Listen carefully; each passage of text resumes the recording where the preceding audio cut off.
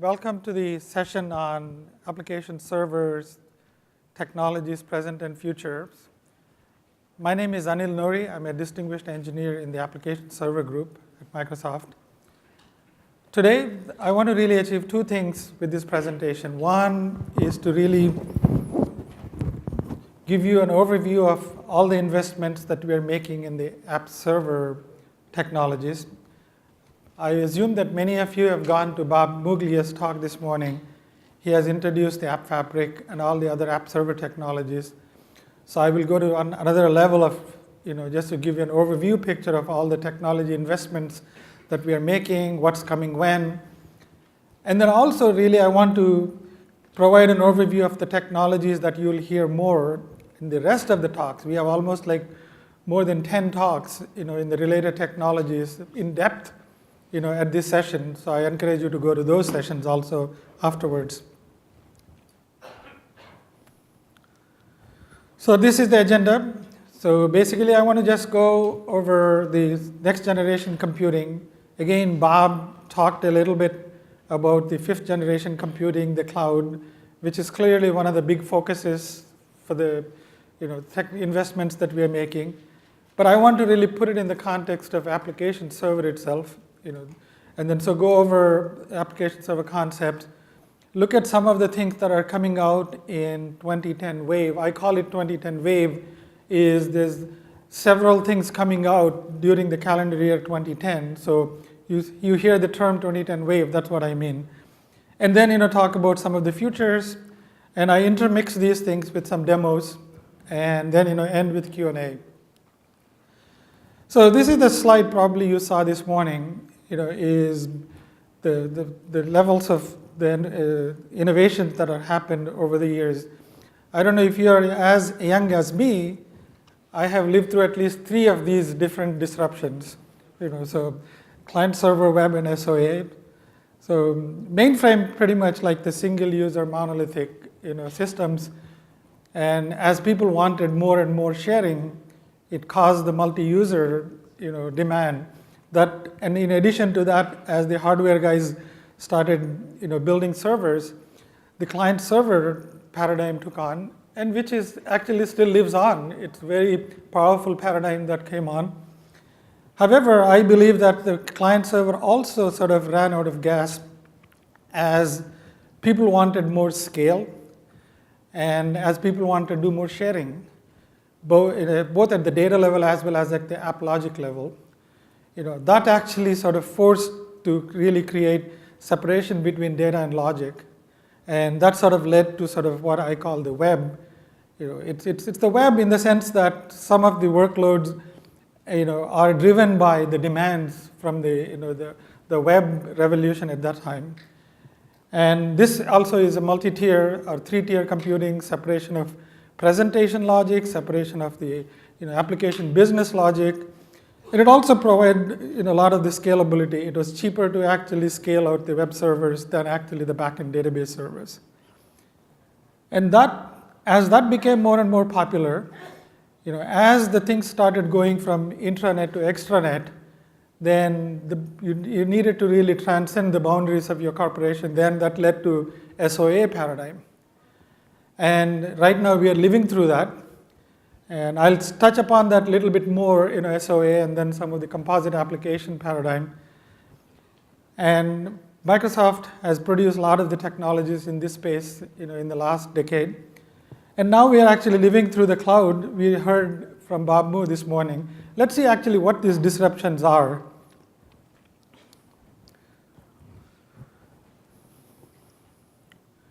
So if you look at, really the technology disruptors are clearly cheap processing and storage, is causing, the servers to be very cheap. You can put really a large form of machines. And combined with virtualization, you can actually don't have to worry about is it a physical machine or a virtual machine. You can create clusters of thousands of these virtual machines. I mean, you've heard that this morning in Azure talk. That's what it is. And the fact that advances in networking, going to the easily 1 GB and then 10 GB networks are really creating connectivity is not a problem anymore. And that led to really more advances in web technology. There were The previous decade, they were adoption, but they were becoming more and more advances in the web technologies and web programming. All of these things actually led to the emergence of the service platforms. That's what we heard the Azure platform is really providing services and then hosting. So these led to the application trends like service orientation. It became much more important now. It's used to really externalize the applications. Over the last 20 years in the past, a lot of legacy apps have been created, and people are not going to really write up all the apps again. However, you can actually externalize them as services. The whole services paradigm provides a nice contract to expose those things. And it also allows you to really create loose coupling between the applications and then create flexible compositions that lead to really building composite applications. And it also allows you to really do extranet collaboration and then sharing across the boundaries of the businesses itself. So that's really brought the paradigm for composite apps. And one of the interesting things that composite apps brought is that now it's huge distributed composite applications. It's very difficult to know what the boundary of your application is. So that's where having a central model to define what your application is, what your deployment is, becomes more important. And along with these logical concepts, physical concepts like I need to really have my scale to be really infinitely scalable and dynamically scalable, and it needs to be failure resilient and then always available. These properties are necessary once you're going to services and then cloud platforms. One thing that is also interesting going to the services paradigm is the notion of multi-tenancy itself. I mean, today you can actually have multi-tenancy by putting the easiest, the brute force way is to put separate boxes for each of the customer or each of the application. Or you can say that I'll have VMs, or you can have processes, or you can have app domains. But even those are not sufficient. As the workload becomes increasingly demanding, you need to have much more fine-grained, sometimes I call this high-density multi-tenancy. So we need to support those things. And this morning you guys saw that stage production, staging to production stuff. So those are some of the trends that are causing disruption in the whole app service stack itself. So we saw this end-to-end stack that Microsoft provides with server and then service symmetry. But what I'm going to really focus on is basically the app server stack. That includes those layers. And central to this is the programming model and then developer tools environment. This is where you're actually writing your applications. In some sense, if you step back and then look at what is an app server, it provides really support and then supporting services for the whole app lifecycle. It's development, deployment, management, all of that whole lifecycle. So the central part, like programming models and developer tools, we have been providing a lot of innovations in .NET frameworks for developing applications. The application services layer is the providing all the what happens really after F5, all the deployment and then all the the management capabilities, the server.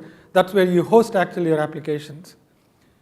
And this is where Windows Server, IIS have been providing innovations in that space. And on top of that, you build applications using some of these technologies. You're all familiar with the Dynamics, the line of business app, SharePoint.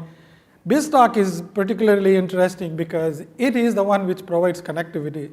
I talked about transcending the business boundaries. The BizTalk is the one which takes me across the enterprise boundaries for connectivity. So we'll actually cover that a little bit more later. And the other thing that I want to really stress upon BizTalk's capabilities is that this is one of the enabling things for composite applications. When you're really composing applications, not necessarily within your box or within your domain, it's going across the whole extranet. So what I'll do is next following slides, talk about some of the 2010 innovations as well as beyond what's coming in 2010. One of the key things that Bob Moore really touched upon this morning is App Fabric. So what is App Fabric? App Fabric is a set of services that enable you to write large-scale distributed applications. At the core of the app fabric itself is really there's different layers. I like to talk in terms of layers. At the bottom layer, you have a clustering fabric which actually can connect unlimited number of really VMs or even physical machines on a network. And then on top of that, we developed a scale-out fabric, so which actually you can scale out. We can do dynamic scaling, we can reconfigure, we can do load balancing. And then on top of that, we developed some replication technologies for doing high availability. You can specify, which is a primary machine, which is a backup machine. You can define, quorum-based protocols. So we defined all of those things. By the way, some of these core mechanisms are shared between the app fabric that I'm talking about, as well as SQL Azure. We both actually jointly define that common fabric. And in addition to that, there is management. There's a management fabric for deploying it and then monitoring it. And one thing that I want to really bring out, which is new, is the whole multi-tenancy itself. That's another innovation that we are doing. Once you have this at the core of this fabric, then we provide some higher level services. Things like I need host for hosting my workflows and then WCF services. I will provide caching. So this is for performance, for low latency access, for scaling your data-centric applications, for high availability. There's caching, there's service bus for connectivity as well as for messaging, and at a higher level monitoring, at the workflow services or the communication services level monitoring stuff. And then of course security is another one important thing. So let's go and then look at actually some of the innovations coming in. I'll spend next three slides, one on each of the frameworks, App Fabric, Host, and then BizTalk. So some of the things that, let me see, yeah. Oh, before I actually go into what the described things, I just wanted to acknowledge some of the momentum that WCF and then WF and some of our .NET investments already gained. And some of the key innovations that we are doing I'll just highlight because you should go to all the talks, there's a bit more details. We've done several of the WCF productivity enhancements. So one of the key things is really giving ability to have some default configs and then simple configs. We have heard it many times, people tell that, hey, can you make them as simple as the familiar ASP.NET web services config? And basically, you can have default configs. You can actually have config-less environments where you don't need to explicitly specify it. We create the defaults. And it meets most of the requirements of the 80% of the applications. So it makes it very simple to program in WCF itself. The other thing is really having a service discovery, which ad hoc discovery, using conforming to the web services discovery protocol itself.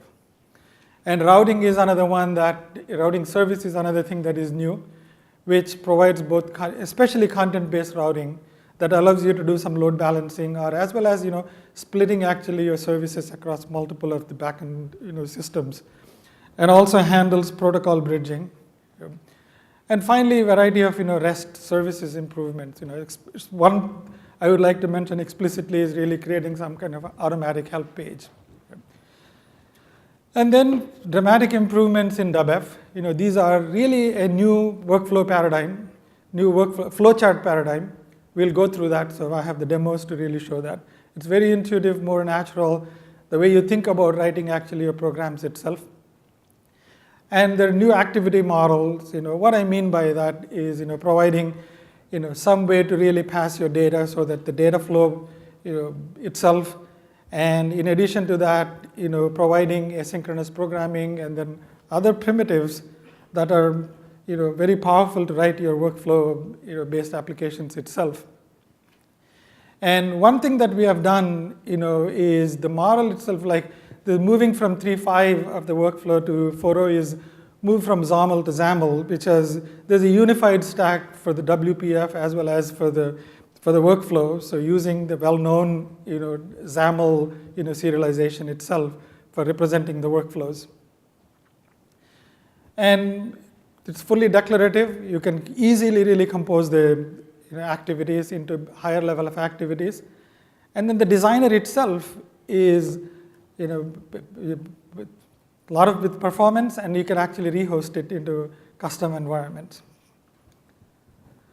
So finally, this is another powerful thing, is that when you have services, when you have really write a logic, you expose it as a service, you need connectivity to that. You need to invoke that. You need to activate it. So integrating WCF and then WF gives you that power. So some of the activities that you will see in the demos are relating to actually connections, invoking services-based activities. And integrated hosting and messaging, the hosting of the services itself. And it's all based on actually some of the enterprise scale WCF messaging the technologies. So from an app fabric perspective itself, what's coming in 2010 are, the previous slide, I talked about the programming models and then the tools. Here is where, what happens after I deploy it. There's a variety of things that come out in 2010. One of them is, first thing is, how do I manage my services and workflow itself? There's infrastructure for really controlling my workflows or controlling my services, to stopping and resuming, and also configuring, so I want to really config, let's say how much of monitoring I do or how to persistence, and integration with the tools, like IIS Manager. And next thing is the monitoring service itself, monitoring the workflow and services, and then providing a central dashboard for the monitoring purposes. And there is a distributed cache. Some of you probably know already, the project code name called Velocity. So that actually is well integrated into the App Fabric host, so that the caching itself can be made available to all the applications that are hosted in the App Fabric host. So caching any CLR serializable object actually can be cached. It supports large scale, because as I mentioned, it is based on that core Fabric app that I talked about, and it provides seamless integration with ASP.NET, both from the session state provider, as well as we are looking to integrate that with the output caching also. So it becomes very easy for you to really write programs and then get low latency access, and also scale and availability. And all of these provide a server and service symmetry. Whatever we run on Windows Server, we want to be able to run it on the cloud in Azure platform also. And not just only from development, deployment, as well as from management perspective also. So I will show some of those things today, but some of those things are coming in 2010, and a lot more actually we're working for the future. And finally, service connectivity. When you write composite applications that span across servers and services, again, the connectivity becomes very critical. So I need to be able to connect, there's a workflow here, I may want to really send or invoke a service, to some workflow that is actually living, on the Azure platform.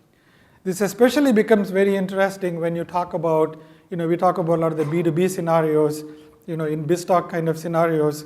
There, cloud actually can be a really nice medium to provide that connectivity. And of course, we need to do all of this connectivity through security. So you've heard again this morning about some of the access control innovations. In terms of the BizTalk, this is an important workload, as I mentioned, from the composite applications and enterprise connectivity perspective. I'm stealing the thunder from the actual BizTalk guys. I'm announcing the BizTalk Server 2009 R2. So you heard it here first. And basically, there are a lot of innovations coming in the 2009 R2. Again, I think here is where I want to acknowledge the momentum that we have with BizTalk. I think for a lot of the PDC audience, it's probably maybe new, because I think people think it's more enterprise workload, but I think more and more composite applications are actually using connectivity. Always it's ubiquitous, so BizTalk is an important paradigm in that space. So we have 10K plus customers, and 80% of them are really global 1,000 customers. So there's a lot of enterprise credibility, for BizTalk. So some of the improvements we are doing are, replatting it, because now recently, last year we announced Windows Server 2008, SQL Server, and then Visual Studio is coming out. So replatting the BizTalk itself, so that not replatting, actually platform alignment, so to actually take advantage of all the new innovations. And productivity gains, single dashboard for applying and then managing performance stuff. A lot of RFID work and PowerShell access to the management of the data itself. And finally, making actually some of the B2B scenarios easy. There's a lot of improvements actually in the mappers, the transformations, and also providing secure FTP, and then some updated B2B accelerators, specifically Swift and then EDI accelerators. Again, all these 3 slides that I gave, there are talks. So you should go and then listen to actually more details. I'm just trying to really provide an umbrella overview of these things. Now what I really want to do is that just show some of the demos for these things in this space. So I'm going to invite Ramesh Sheshadri. So he's a program manager in the .NET Frameworks team, focusing on the WCF and then WF. So while he's setting it up, I'm going to really just give you the demo scenario itself, just briefly describe that. So it's basically a stock trader application. It's sort of, think of really like a broker's workbench. Okay. So you can buy trades, you can actually sell, you can look at your portfolio, and it's a multi-tier application. It has a front end, which is written in ASP.NET, which is on 3 boxes. And then it has a SQL Server database. And there is a cache tier, which is basically again configured to run on 3 boxes. Again, when I say box, it could be physical or logical, it could be VM. So that's application cache, where you can actually put all the trade data, all your portfolios, all of that information for faster retrieval. And there is a fabric logic, so the auto processing. We'll get to that. But before that, let's actually show the first part of the demo, where we will go and then show the ASP.NET as well as the caching stuff. So let's bring so here is my stock trader window. So you can go and look at my account. And you can actually look at my portfolio. So while that is coming up, so that's my account. I have about $100,000. So let's look at my portfolio. I don't have anything, so let's go on a shopping binge. So let's go buy something. So let's go look at some trades. So here is where the trade data. So this is coming off of the database. If you look at it, it takes about close to 2,000 milliseconds to really load the data from the database itself. Now I want to really improve the performance. Get really faster performance for the loading of the data. So let me go and then actually turn on caching. So this is it's mostly read-only data, reference data. I can easily cache it. It doesn't change that often. So let's go and then, so it takes about 1/10 of the time. It's not very surprising because it's an in-memory access, so so you're getting it. But the other benefits that you get with the caching is ability to scale and then also provide availability. The way that I'm going to scale today, show scale is how you can scale your activity information or the session information. So what that is like when let's say I want to really go and then purchase 2,000 shares of S1000. Let's do that. So what this creates is a order form. This is basically my information. Nobody else can actually see this. So that's what I refer to it as activity data or session information. So this information can be accessed from any of the stock trader front ends because I've separated the state from that logic into the cache. So should one of the front-end machines go down, I can actually fail over to the other one and still access it. So right now we are actually accessing it from stock trader 2. So you can actually zoom it and then see it looks at stock trader 2. I can actually go and then look at from stock trader 1. You basically take that URL and then go to stock trader 1. And it is just a demonstration to demonstrate that you can actually, in fact, see the same thing from stock trader 1 also. So what happened? So we can basically see that, and so that there it is. And if basically it shows two things. One is you don't have to worry about which stock trader front end are you coming from. So that makes it actually non-sticky routing. So you can actually send your request to any of the front end machines. In addition to that, if it fails, then you can fail over. So that sort of really shows the caching benefits and then the front end stuff. So let's go to the back end now. So before I go to that, let's switch to the. So here is where the back end logic. It has few pieces. One is the core order processing logic itself is developed using WF, the workflow 4, and with WCF services, which is hosted in the App Fabric host. And in addition to that, I wanted to show a couple of things. One is there is a collaboration step with SharePoint. Then again, and then there is a interaction with BizTalk for some Swift transfer. So again, we'll go to that workflow, and then I can actually highlight those things again. So let's go there. Let's go into, so basically when I do a submit button, it kicks off that business logic. But before I hit the submit button, let's go in and look at the workflow itself. So this is a flowchart paradigm workflow. And there is a receive order activity that takes the order, like when I hit the submit, my order comes here. Then it goes to a decision to really decide, is it a buy or a sell? If it is a buy, then I go and then have to figure out, do I need any special trading approvals? I'm a novice investor, so you saw that my portfolio didn't even have anything. So I may need to really get a special approval, if the total amount is much larger. So this is where I wanted to demonstrate some of the interactions with the SharePoint for the collaboration step. So it needs to get approval. So it invokes the service in SharePoint. Basically, it sends out a message and then puts a task actually in the SharePoint portal, so that the trading manager can actually go and approve it. When he approves, the approval message is received. Again, this is using the WF integrated, the activities, the message activities. So if you go, one of the interesting things here is that when you really get an approval back, how do you correlate it back with your order? What identifies that, this is your order, the approval is for your order? Basically, my order is identified by my account ID and then my order ID. So that's what we call the correlation keys, and then that's what the correlation keys are. I mean, you may think that, so here when you're looking at it, there's a lot of XPath here, but we made it simpler through Designer. If you look at it, all you really have to say that is account ID and order ID, and then we construct actually the rest of the XPath filters. So that's what I just wanted to stress on, the power of the correlation steps itself. Now let's go back. And then if, let's say, I do get an approval, then I need to make sure that I have funds. If I have sufficient funds, then I'm fine.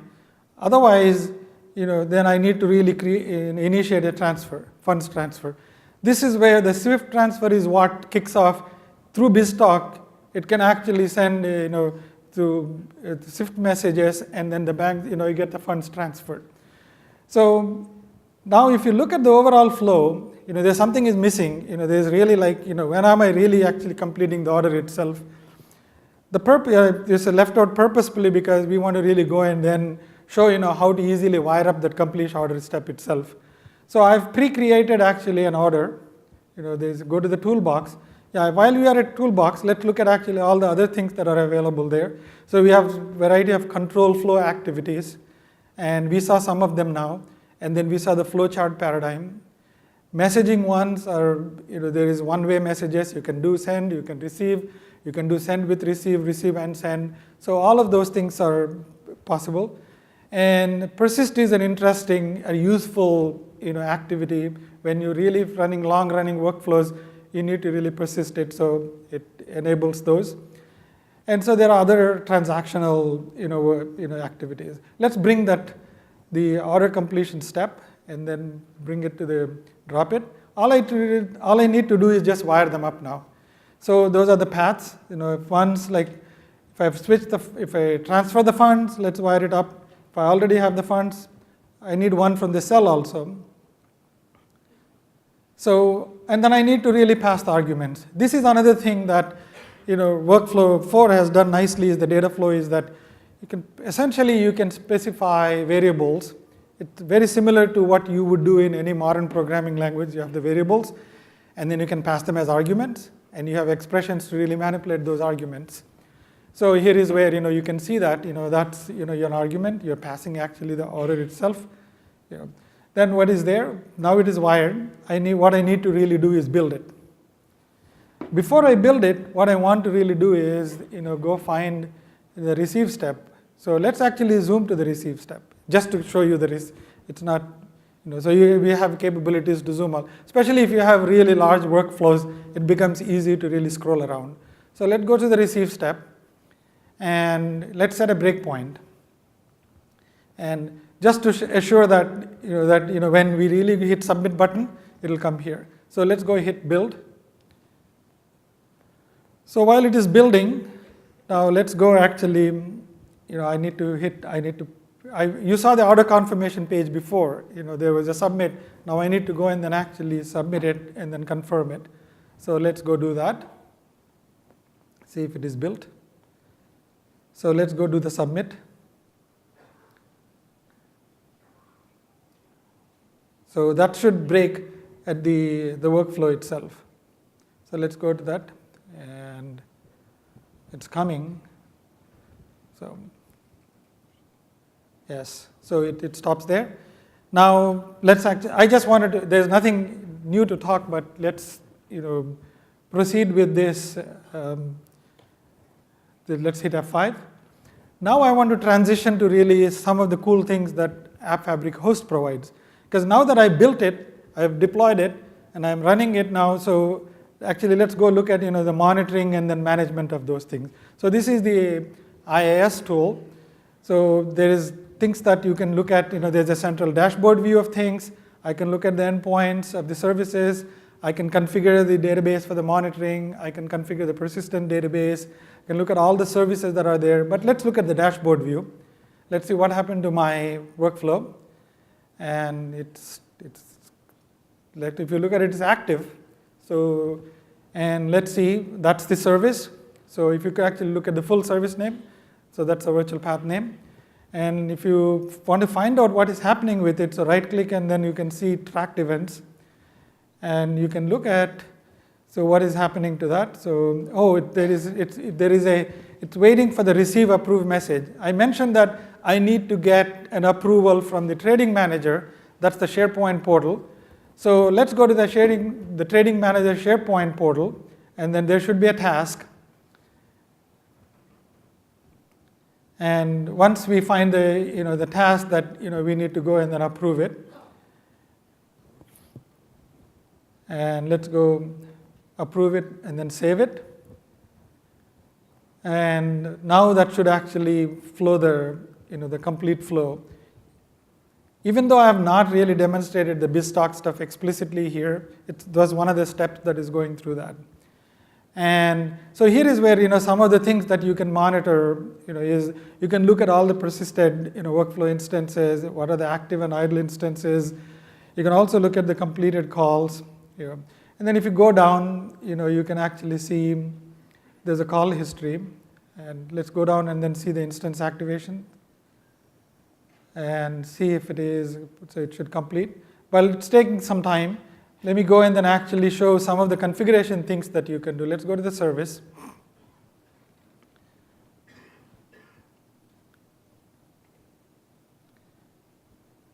Let's go to the service.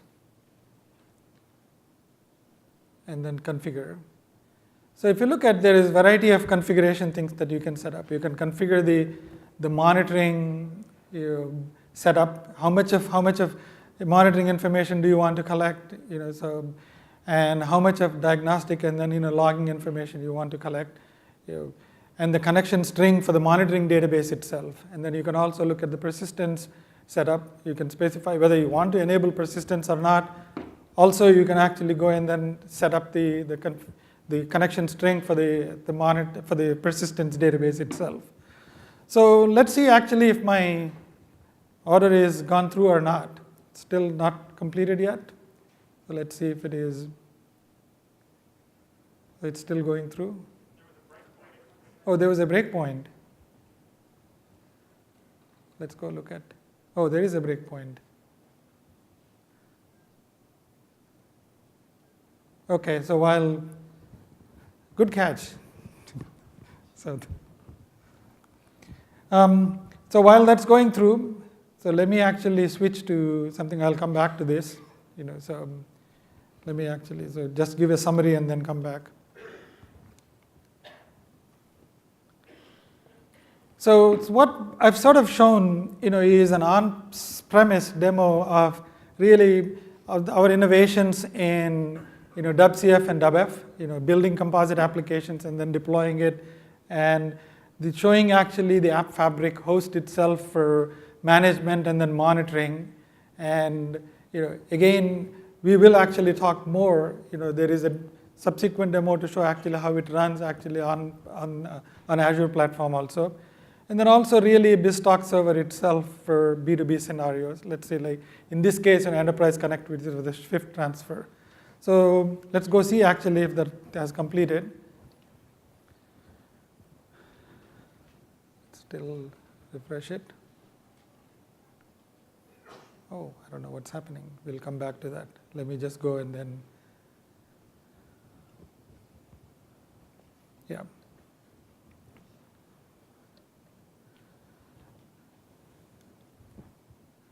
So now what I really want to talk about is that, so far I've gone through mostly the 2010 wave, what's coming. So I want to really go through some of the things that we are doing, thinking ahead. So again, the futures, I will talk in terms of two sets of futures, like there's a near-term future, there's a longer-term future. So in the near-term future, immediately the exciting that we are doing is to really have some of the work that we did, is coming out, in the server-service symmetry, is we will have a CTP of the app fabric, in CY10.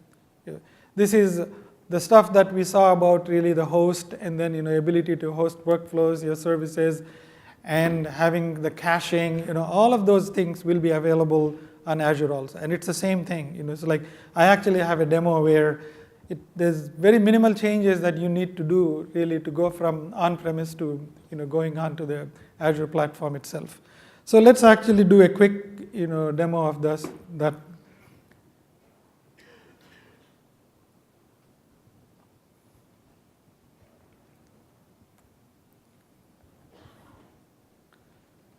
So this is basically it's the same app. I'm not going to run the whole app.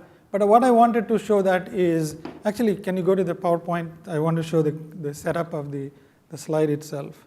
Because what I've done in this case is, you see that cloud, that's where actually the front end is in the cloud. The rest of the stuff is still on-premise. And it's connected through service bus to really talk to the back end, the business process logic, the order process logic. So what I'm going to really demonstrate is how easy it is to really develop the front end on Azure platform itself. That's what I really want to show. So let's go back and then show that. And this is the same page. This actually is something that, this thing is loaded from the database. It takes, if you look at actually the URL itself tells you that it is hosted on Azure, the cloudapp.net. And this page is loaded from the database. It takes a long time, and it's actually reading the database, which is on-premise. It's reading from there, so obviously it takes a long time. But of course, if you put it in the cache, obviously it's going to take a very short time because it's in the cache. So, and the other thing that I wanted to show is that also you go look at again that's in the cache, that's in Azure, is that the stock trader, the order form itself is also in the cache. So again, reference data and active data both can be cached on Azure platform also. And let's also show you actually how easy it is to make those changes. I need to change in two places. One is the config itself. This is the velocity config. So I needed to really, those are two portions. There is a Azure config for the application, and I needed to specify Azure has these roles, it's a web role and worker role. So the cache itself is the worker role, And then the front end, the structured ASP.NET application is the web role, and then the cache is the worker role. So I needed to specify that, so saying that there's an Azure role which is actually the Azure cache worker. And the bottom one actually specifies, for the Velocity on-premise or configuration. The cool thing with Azure is that, one of the things that, actually let's go to the code part, is, so the changes that you need to make are, with the Azure, you need to really go and then get the endpoints. Because in the on-premise, you can actually specify the port number, and then you can actually, because you specify the endpoint. You do need the endpoint to really create the client side in a cache factory so that you can interact with the cache service itself. In case of Azure, you go in and ask saying that give me 5 VMs, and then it gives you those VMs, and then it also gives you endpoints. And I'll pick one of those endpoints or all of them to really create those. It gives me 5 ports, and then I create actually endpoints corresponding to that. And that's what actually we do that here. In fact, if you look at the then path is for the Azure path, that's the code change, that's the extra code that I needed to write. And the bottom one is really the on-premise one.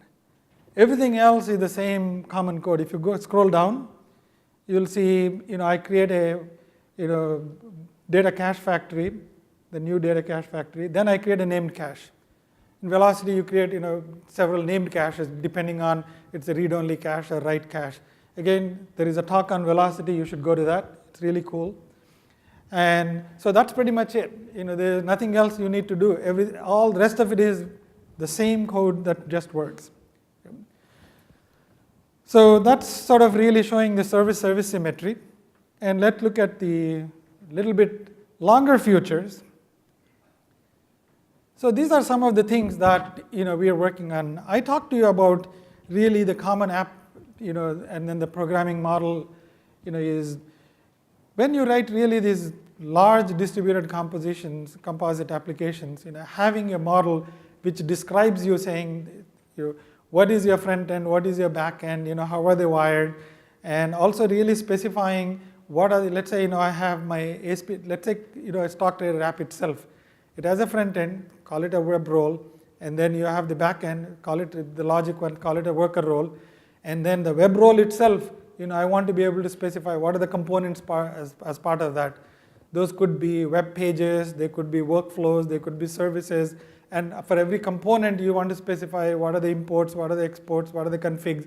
So we really want to capture everything about that app, even though it may be deployed in a loosely coupled distributed fashion, but we want to really have that authoring experience of really specifying in one place, and then we publish it to a central store.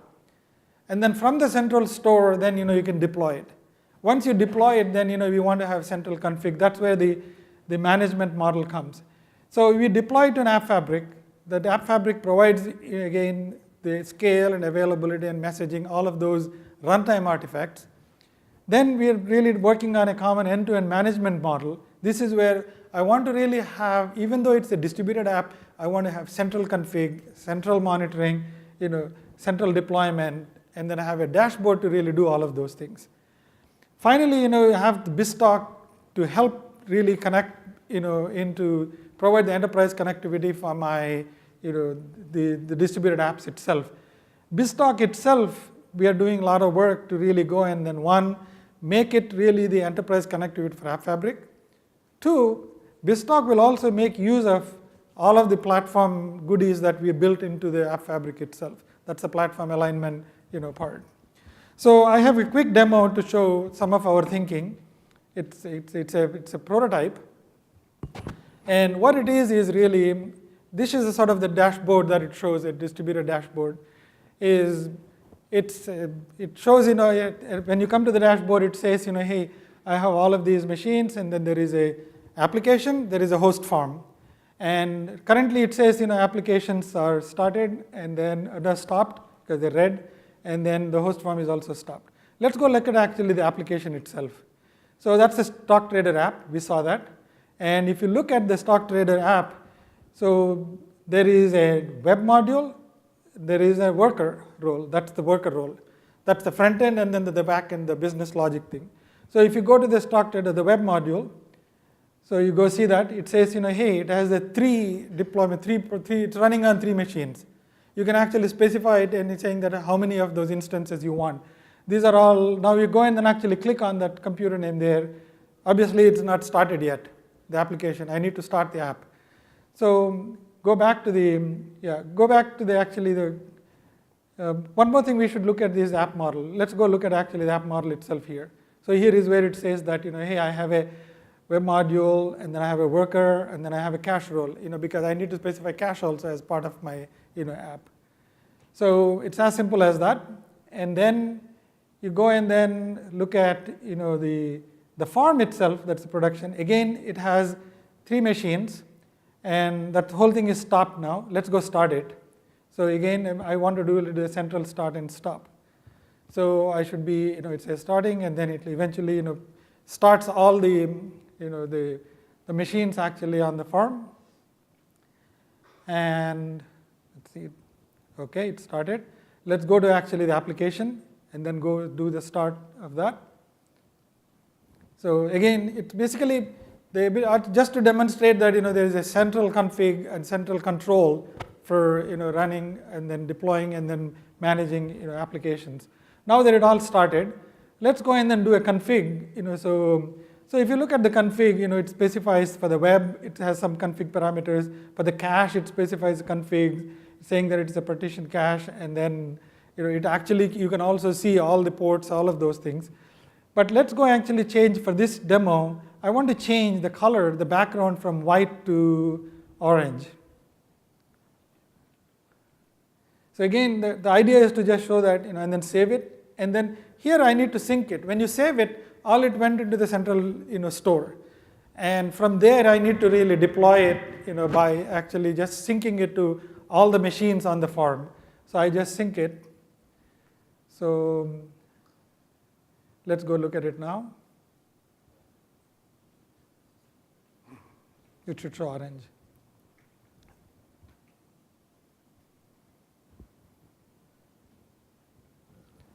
Yeah, it's taking time.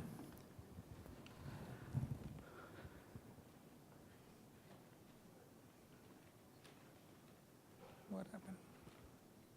Let's refresh it.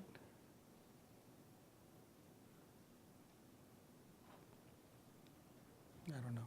Okay. He'll figure it out. He's the demo man.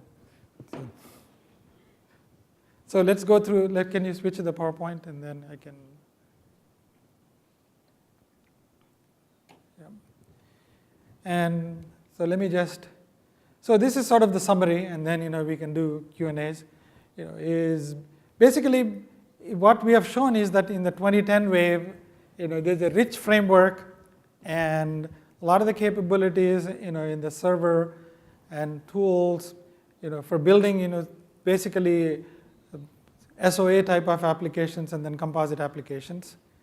And, building on all the existing investment, it's not like you have to switch everything. It's primarily really building on all the well-known, .NET frameworks and then the servers. And App Fabric is something that, is innovation, but again, we wired it so that it provides capabilities to existing apps. And those apps, by using actually some of the APIs and then some of the services that App Fabric provides, can easily scale. And we actually are looking at things like today, if you look at caches, cache can actually scale out your data, but you can easily really scale out your workflows by separating out, again, workflow state. Again, some of the work that we have already done in WF4 is to ability to capture the state and then persist it. You can easily put it into the cache on the App Fabric, and then we can scale it out. So you can dynamically really now run your workflow instances anywhere on the Fabric, and you can load balance them dynamically. You can shut them down, and then you can reconfigure them dynamically. So it's very powerful capabilities that scale in performance through the App Fabric itself. And then again, running that App Fabric spanning, not just either here or there, it can actually span across server and services. So those, you can actually do them in 2010 wave itself. So it's next few months, so that's what you will see. In the futures, one of the biggest, some of the work that we are doing is really common application and programming model, the app model, and then the management model is some of the work that we are doing now. And then making it more scalable. So as the SQL Azure, Windows Azure, we are working with them. As those things become more robust, we will benefit from that because we are layering on top of that and leveraging some of the work that they're doing.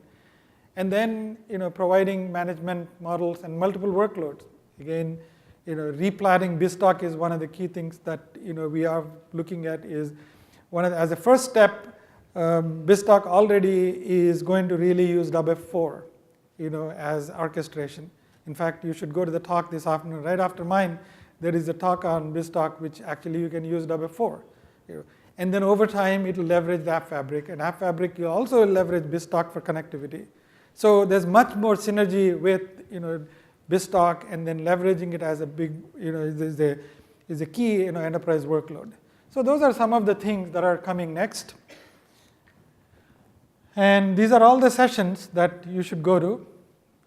These are, and you will see more things, and you will see demos working.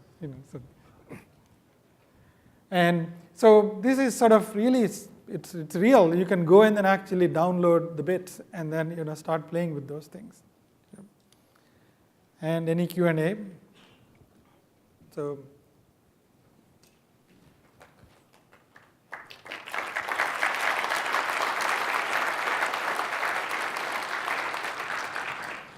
When you're dealing with multiple servers, you talked about being able to route to an instance of a service on one or more of the servers as you scale out. What was the technology that did that? I saw that maybe it was the service bus when dealing with Azure, but if you're on premise, what would it be? So actually, what we are doing actually is working on there's a router service that WCF provides. You can do some of that, but the more stuff that we are working on right now is really leveraging the App Fabric. There is a distributed fabric that I talked about. Mm-hmm. So if you go in and actually look at what velocity or what the App Fabric caching does, is it creates information about, it creates the routing tables so that it knows actually where the data is positioned, and then it actually dynamically can route those things. We are going to use the same technology to really route the service requests also. Okay. Not just the data requests. We can also do it for service requests. For any also. service we'd write. Yes. Thank you. Quick question on App Fabric. So I did see that it is scaling, but where do you provide the inventory for the App Fabric to really go ahead and see how many machines it has available?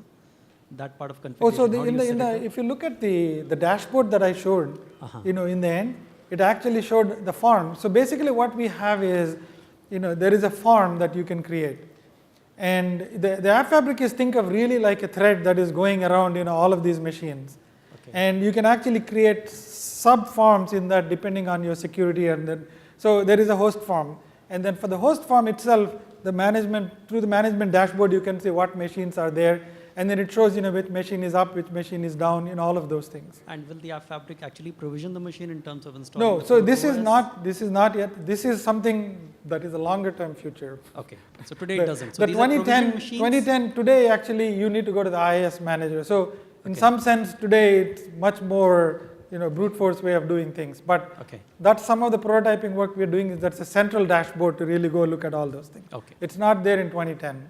Yeah. Cool. Thanks.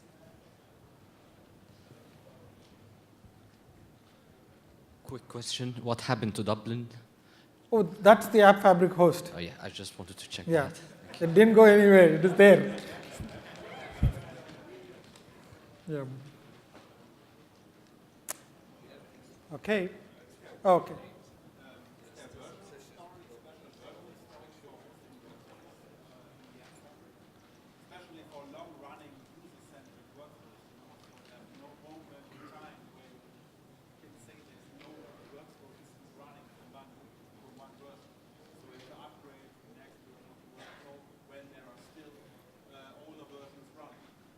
So currently, the question is, especially if you have long-running workflows, how do we handle versioning of the workflows itself?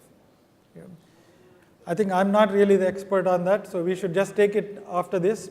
I think I see some of the experts, so we'll actually go in and talk to them. So, yeah.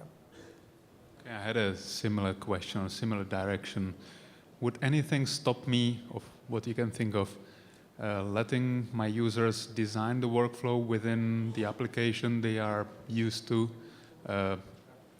using a rehosted designer? So sort of automate the application, then when they are comfortable with that, automate the same thing on the server, so push it all the way to the app fabric. I don't think there should, if you're using the same .NET, the framework technologies, I don't see what anything should prevent you from, you're saying basically I will design all of those things and then I want to push it to the, it should be able to do that. Because App Fabric itself will have client libraries. And those we will include them actually, let's say like the same way as the caching. So you have like caching APIs. So tomorrow you will have really monitoring APIs. So you will have distributed messaging API. So you will actually include those things and you write your own custom environment, custom tooling. But once you deploy it into the fabric, the runtime support is the same. Okay, but workflow design for App Fabric is different from workflow design for just workflow for runtime? No, it's not. It's the same. There is no separate designer. Yeah. Good. Yep. Thanks. You talked about the technology for the caching being Velocity and the host being Dublin. What's the technology behind the high availability and the scaling? Oh, it's the same technology that we use it for the caching. There's basically there is as I mentioned, there is a cluster fabric which is we're actually beginning to call the SQL Azure also has the same fabric and then on top of that we built a replication mechanisms, and you can go and then configure saying that how many secondaries you want, and then you can also specify the quorum also, how much quorum do you want. Let's say you have some service or some data and then you specify you have 5 backups, but as long as you say that okay, I need a quorum of 3, then as long as the replication in those 3 machines is done, then you're safe. So we do actually have a built-in the failover and then the replication mechanism. So it's not NLB or AR, it's not application request routing or no, it is not. Okay. It basically is using the same technology that actually the caching uses it. Yeah. Hey there. What extensibility points there are in the App Fabric? Like, for example, extending the catalog of workflow templates, for example, for supporting versioning or something like that. There are some extensibility capabilities. But I didn't understand fully. I think it will be nice to have extensibility, but depends on the kinds of things that we will. But what specific extensibility are you looking for? Yeah, for example, the App Fabric has the concept of a workflow template that you can instantiate, but maybe we can extend that to have our own catalog of workflow templates and, I don't know, support different things or versioning or security or something else, and we can extend the App Fabric. I think we should talk more because again, some of this thinking is happening as we speak, so we can talk about it more. So the thing is, pretty much everyone is using actually some workflow 3.0 in production today, has already some of these, because the workflow doesn't support any of these functionalities, so you have to actually build something like that. So sure, yeah. Okay. Yeah, quick question back here, right here. Yeah. The cache coherency, is that really a protocol if you're speaking it amongst the farm members? Well, the cache coherency, you're talking about the App Fabric caching, or? Yes. So App Fabric caching, the coherency comes into play only when you do replication, because it's primarily the cache is a partition cache. We actually hash it as hash partition, and then we hash it across multiple boxes. Yep. But let's say if you replicated it, then we need a cache coherency protocol. And that cache coherency protocol, today it's very strict coherency. It's because it's very synchronous. So unless all of the other copies have acted, then we don't really send the response back. But in the future, we will relax actually the consistency itself. We can support weaker forms of the consistency. Okay, thank Yeah. you. Just a comment on the naming. When you talk about caching, this really, for me at least, means something. Maybe it's there, maybe it's not. But like reliable, distributed, in-memory storage is something more, right? So just a comment on the Yeah. naming for. I want our marketing guys to take a note of that. Yeah. Thank you.